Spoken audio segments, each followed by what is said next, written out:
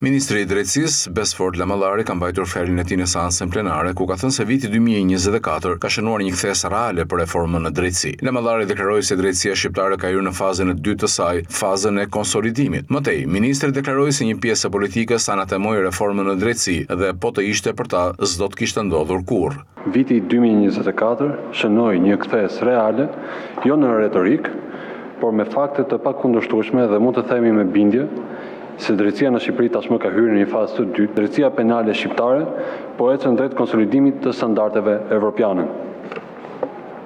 Shifrat dhe faktet që rendita pak më parë, qoftë arritjet ashtu dhe sfidat, nuk janë thjesht numra apo të dhëna të mbledhura në mënyrë mekanike, që nuk thonë asgjë. Përkundrazi, këto janë dëshmi e një sistemi që po mëson të funksionojë, të veprojë dhe të japë rezultate pa ndikime. Po të ishte në dorë të një pjesë të politikës që sot e kësaj dite rinë dhe anatemojnë reformën e drejtësisë dhe krejt institucione të pavarura të drejtësisë, kjo nuk do të kishte ndodhur asnjëherë. Tani po kjo mazhorancë ka përgjegjësinë historike për ta konsoliduar më tej këtë reformë dhe shqiptarët të kenë më në fund drejtësinë e munguar qysh nga dita e parë e themelimit të shtetit pavarur shqiptar. Ministria e Drejtësisë po udhëheq gjatë vitit 2025 fazën e dytë të konsolidimit të reformës në drejtësi me theks tek integriteti, profesionalizmi dhe drejtësia aksesueshme për të gjithë qytetarët.